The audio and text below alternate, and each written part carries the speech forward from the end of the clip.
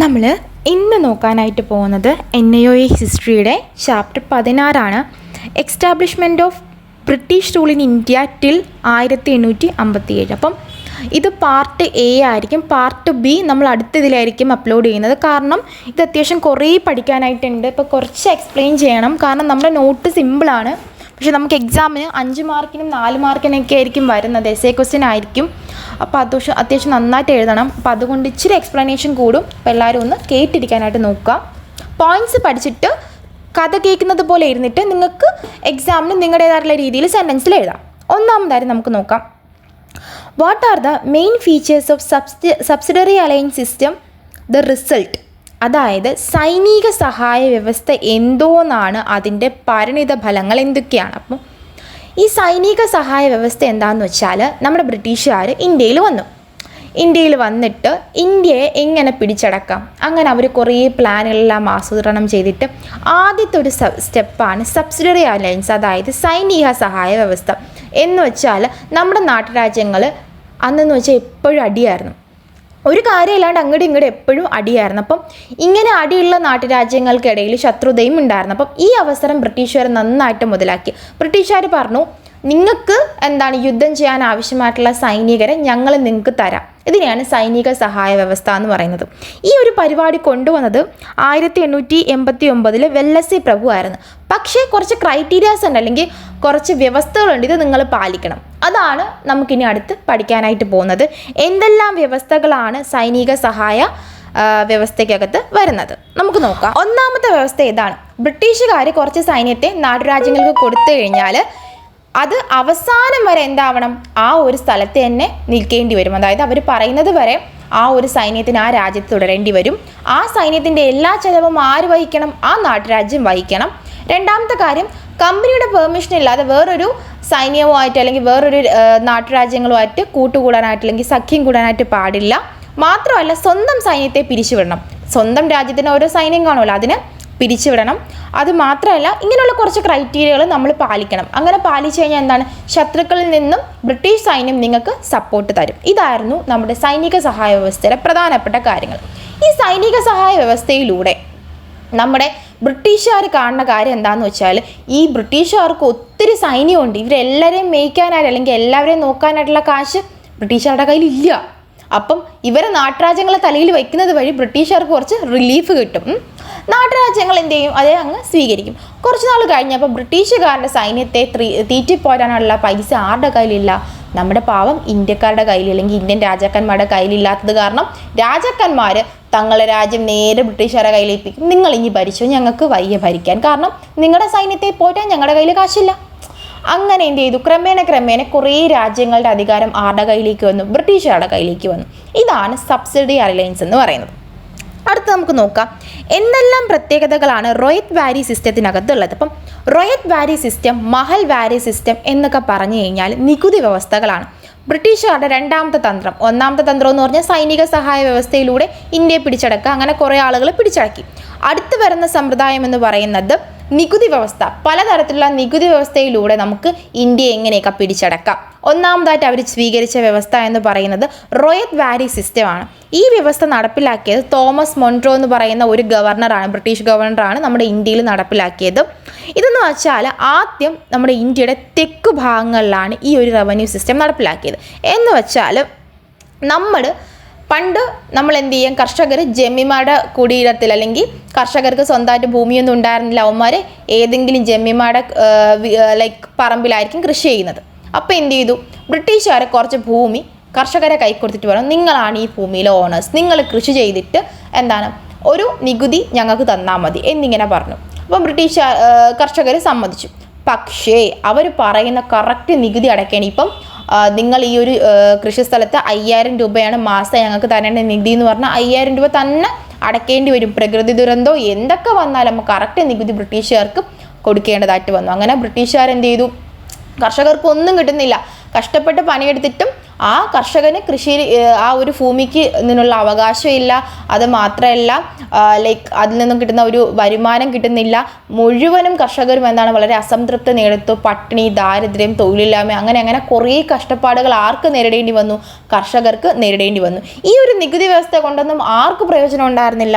നമ്മുടെ കർഷകർക്ക് പ്രയോജനം ഉണ്ടായിരുന്നില്ല. ഇതാണ് പ്രധാനമായിട്ടുള്ള റോയത്ത് വാരി സിസ്റ്റത്തിൻ്റെ കുറച്ച് പോരായ്മകൾ എന്ന് പറയുന്നത്. അപ്പം റോയത്ത് വാരി സിസ്റ്റത്തെ പറ്റി ചോദിച്ചാൽ നിങ്ങൾ എഴുതണം. റോയത്ത് വാരി സിസ്റ്റം എന്താ? ബ്രിട്ടീഷുകാർ തെക്ക് പടിഞ്ഞാറ് ഇന്ത്യയിൽ നടപ്പിലാക്കിയ ഒരു നികുതി സമ്പ്രദായമാണ്. തോമസ് മുൻറോ ആണ് നടപ്പിലാക്കിയത്. ഇത് പ്രകാരം കർഷകർക്ക് എന്താണ് കുറച്ച് ഭൂമി കൃഷി ചെയ്യാനായിട്ട് കൊടുത്തിട്ട് അവരെ ഉടമസ്ഥരാക്കുന്നു. എന്നിട്ട് എന്താണ് ആ ഒരു ഭൂമിയിൽ നിന്നുള്ള വരുമാനം മുഴുവനായിട്ടും ബ്രിട്ടീഷുകാർക്ക് കൊടുക്കേണ്ടി വരുന്നു. അങ്ങനെ കൊടുക്കുന്ന സാഹചര്യത്തിൽ ചില സാഹചര്യത്തിൽ വെള്ളപ്പൊക്കമോ പ്രകൃതി ദുരന്തങ്ങളൊക്കെ വരുമ്പോൾ എന്താണ് കർഷകർക്ക് കറക്റ്റ് വരുമാനം ആരുടെ കയ്യിൽ ഏൽപ്പിക്കാൻ പറ്റില്ല? ബ്രിട്ടീഷുകാരുടെ കയ്യിൽ കൊടുക്കാനായിട്ട് പറ്റത്തില്ല. അങ്ങനെ വരുന്ന സാഹചര്യത്തിൽ ബ്രിട്ടീഷുകാർ എന്ത് ചെയ്യുന്നു? കർഷകരിൽ നിന്ന് ഭൂമി പിടിച്ചു വാങ്ങിക്കുന്നു. അവർ കഷ്ടപ്പെടുകയും ചെയ്യണം, ജോലിയും ചെയ്യണം. പക്ഷെ എന്താണ് ബ്രിട്ടീഷുകാർക്ക് മാത്രമായിരുന്നു അതിൽ ലാഭം ഉണ്ടായിരുന്നത്, കർഷകർക്ക് ലാഭം ഉണ്ടായിരുന്നില്ല. അത്രയും നിങ്ങൾ അവിടെ എഴുതി വെക്കുക. ഇനി നമുക്ക് അടുത്ത ഒരു സമ്പ്രദായത്തെ പറ്റി പഠിക്കാം. അടുത്ത സമ്പ്രദായം എന്ന് വെച്ചാൽ പെർമനന്റ് സെറ്റിൽമെൻറ്റ്. ഇത് 1793 നമ്മുടെ കോൺവാലിസ് പ്രഭു ബംഗാളിൽ നടപ്പിലാക്കിയിട്ടൊരു നികുതി വ്യവസ്ഥയായിരുന്നു. ബംഗാൾ, അത് കഴിഞ്ഞ് ബീഹാർ, അത് കഴിഞ്ഞ് ഒറീസ, അങ്ങനെ സ്ഥലങ്ങളിലേക്ക് ഇവർ വ്യാപിപ്പിച്ചു. സംഭവം ഒന്നുമില്ല. നമുക്ക് അറിയാം ജമ്മിമാരുണ്ട്. അപ്പം ജമ്മിമാരുടെ ബ്രിട്ടീഷുകാർ കുറച്ച് ഭൂമി ജമ്മിമാർക്ക് കൊടുത്തിട്ട് പറയും നിങ്ങൾ എന്ത് ചെയ്യുക, അവിടെ കുറച്ച് കർഷകരെ നിർത്തിയിട്ട് ജോലി ചെയ്യിപ്പിച്ചിട്ട് ലാഭത്തിൽ 11% 10% ഞങ്ങൾക്ക് 1% നിങ്ങൾ എടുക്കുക എന്ന് പറഞ്ഞ് എന്ത് ചെയ്തു? കുറച്ച് ഭൂമി നൽകി. അപ്പോൾ എന്ത് ചെയ്തു? ഇവർ കർഷകരെ കൊണ്ടിരുന്ന് നല്ല രീതിയിൽ പീഡിപ്പിച്ച് ജോലി ചെയ്യിപ്പിക്കും. കർഷകർക്ക് അന്നും ഇന്നും ഒന്നുമില്ല. ഇതിൽ നിന്നും ആരൊക്കെ പണക്കാരായി? നമ്മുടെ ജമ്മിമാരും ബ്രിട്ടീഷുകാരും പണക്കാരായി. കർഷകർക്ക് കറക്റ്റ് ഒന്നും കിട്ടാത്ത അവസ്ഥ വരെയാണ്. മണ്ണിൻ്റെ ഫലപുഷ്ടിക്ക് വേണ്ടിയിട്ടും ഇവരൊന്നും ചെയ്യുന്നുമില്ല. അങ്ങനെ കുറച്ച് നാൾ കഴിഞ്ഞപ്പോൾ എന്ത് ചെയ്തു? കർഷകർ ഭൂമിയിൽ നിന്നൊന്നും കിട്ടാതെ വരുമ്പോൾ എന്ത് ചെയ്യും? ഈ ഭൂമി ഈ ജമ്മിയിൽ നിന്ന് ബ്രിട്ടീഷുകാരെ പിടിച്ച് വേറെ ആരെങ്കിലും ജമ്മിമാർക്ക് കൊടുക്കും. ഇതാണ് നടന്നുകൊണ്ടിരുന്നത്. അപ്പം ഈ രണ്ട് വ്യവസ്ഥ പ്രകാരവും കർഷകരെന്ന് വെച്ചാൽ പട്ടിണിയും ദുരിതവും ഒക്കെ ആയിരുന്നു. അല്ലാണ്ട് അവർക്കൊന്നും അതിൽ നിന്നും ഭൂമിയിൽ നിന്നും ഒരു വരുമാനവും അവർക്ക് കിട്ടുന്നില്ല.